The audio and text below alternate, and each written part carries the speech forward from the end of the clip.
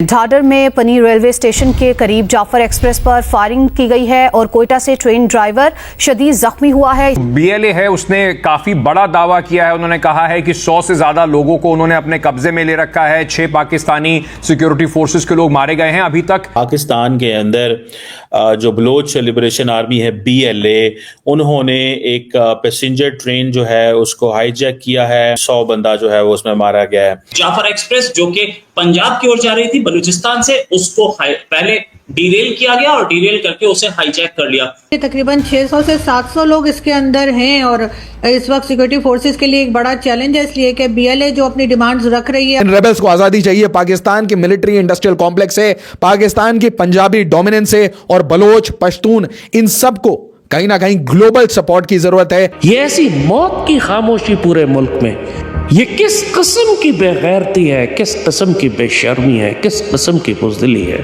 ये जो दहशतगर्दी है, इसके पीछे वर्दी है। ये हमारी अफगान पॉलिसी का नतीजा है। तुम उन पे हमला करोगे तो वो तुम पे तो हमला करेंगे। चाइना पाकिस्तान इकोनॉमिक कॉरिडोर को खत्म करके मारेंगे। $70 बिलियन को स्वाहा कर देंगे। 70 रुपए का यहां पे सामान नहीं बचेगा। ये हकीकत है कि हर दहशतगर्द का कोई ना कोई मसलक होता है, कोई ना कोई मजहब होता है। हर दहशतगर्द का एक मजहब है। मुसलमान दहशतगर्द का मजहब भी इस्लाम है। ट्रेन का जो कहा जा रहा है कि उसको हाईजैक करना, this is first major attempt of this kind, ठीक है जी, जिसमें पैसेंजर्स को आप जो है वो होस्टेज बना लेते हैं। नमस्कार दोस्तों, पाकिस्तान में एक मेजर रिबेल अटैक हुआ है जहां पर बलूचिस्तान के सारे रिबेल फोर्सेस से मिलकर पाकिस्तान के एक ट्रेन पर अटैक किया है, जिसमें कहा जा रहा है कि बलूचिस्तान लिबरेशन आर्मी ने भी ज्यादा पैसेंजर्स को बंदी बना लिया है और साथ साथ 8 पाकिस्तानी सोल्जर्स को मार गिराया है, जिससे पाकिस्तान में हलचल तो मच चुकी है। और इसके साथ साथ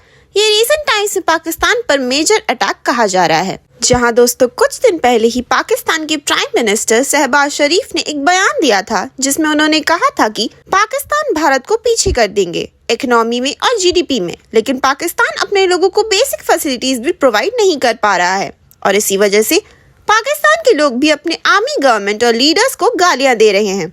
इसके साथ साथ अब मैसिव लेवल पर टेररिस्ट अटैक्स हो रहे हैं पाकिस्तान में हर दूसरे दिन।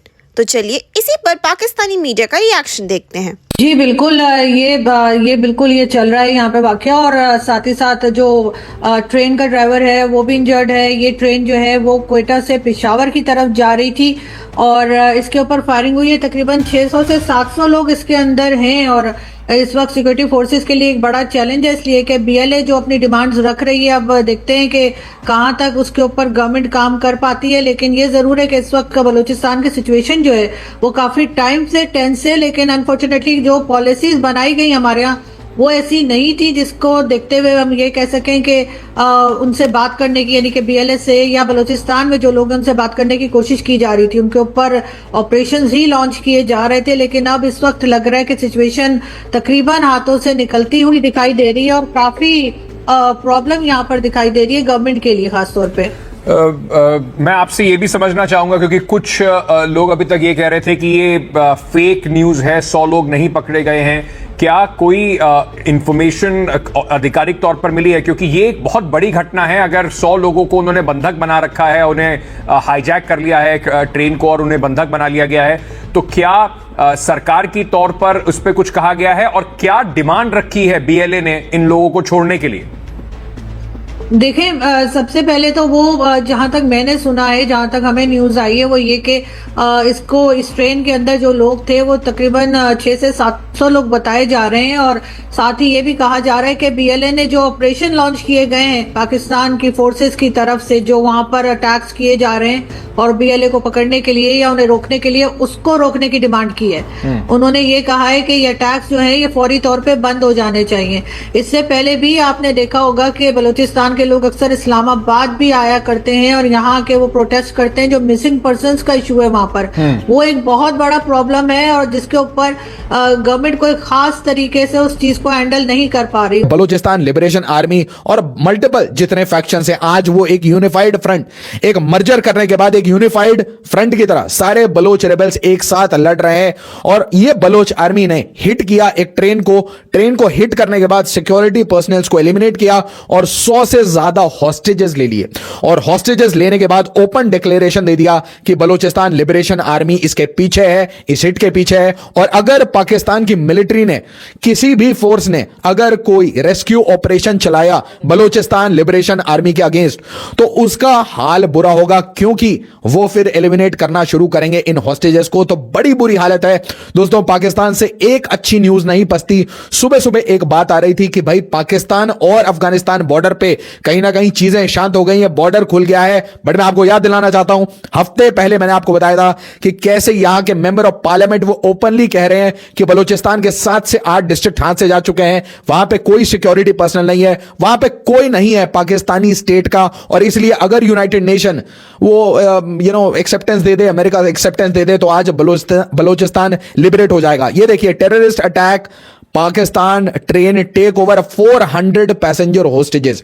बाद में न्यूज रिफाइन होकर आती है, militants attack Pak train in Balochistan, passengers and security forces held hostage. अब दोस्तों, मैं इस दोनों शब्दों से वाकिफ नहीं रखता। मिलिटेंट्स मैं नहीं कहूंगा, मैं रेबल्स कहूंगा। इन रेबल्स को आजादी चाहिए पाकिस्तान की मिलिट्री इंडस्ट्रियल कॉम्प्लेक्स से, पाकिस्तान की पंजाबी डोमिनेंस से, और बलोच, पश्तून, इन सबको कहीं ना कहीं ग्लोबल सपोर्ट की जरूरत है। एक ट्रेन जाफर एक्सप्रेस ये आराम से ट्रैवल कर रही थी, और रास्ता देखिए कितना डिफिकल्ट रास्ता है।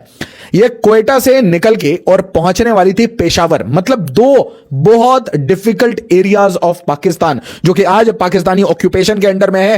पहला है बलूचिस्तान और दूसरा है खैबर पख्तूनख्वा। ये हकीकत है कि हर दहशतगर्द का कोई ना कोई मसलक होता है, कोई ना कोई मजहब होता है।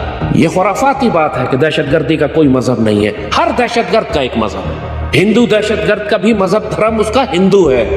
यहूदी दहशतगर्द का मजहब भी यहूदियत है। ईसाई दहशतगर्द का मजहब भी ईसाइयत है। और मुसलमान दहशतगर्द का मजहब भी इस्लाम है। इसीलिए सईदी रसूलुल्लाह ने फरमाया था कि ये कुरान पढ़ेंगे मगर कुरान इनके हलक से नीचे नहीं जाएगा। सईदी ने फरमाया था कि ये ब्रेन वॉश्ड बच्चे होंगे, लड़के होंगे जिनको ब्रेन वॉश कर दिया गया होगा, जिनका दिमाग काम नहीं करेगा। आज आपने देखा बन्नू में जो लाशें पकड़ी गई हैं, सारी टीनेजर्स हैं, 18, 19, 20, 21, 22 साल के लड़के अपने ख्याल में जन्नत में जा रहे हैं, बेगुनाह मुसलमानों को ज़िबा करके, मासूम छोटे छोटे बच्चों को कत्ल करके। इनको किसने ब्रेन वॉश किया? किसने इनको ये बताया है कि तुम अगर इस तरीके से मुसलमानों को कत्ल करोगे तो तुम जन्नत में जाओगे, जन्नत की हूरें तुम्हें मिलेंगी? किसने बताया इनको? ये आम जाहिलों ने तो नहीं बताया, इनको ये उलमा कराम ने बताया। ये भी बड़े बड़े उलमा के फतवे लेकर आते जब भी अपने आप को कुर्बान करते हैं इस तरीके से। भारत का Indian national security adviser Ajit Kumar Doval खुल के रिकॉर्ड पे कहता है मुंह से कि हम दारुल उलूम देवबंद को इस्तेमाल कर रहे हैं पाकिस्तान के खिलाफ। दारुल उलूम देवबंद भारत तो खुल के उनके साथ खड़ा है, वो पाकिस्तान के खिलाफ है।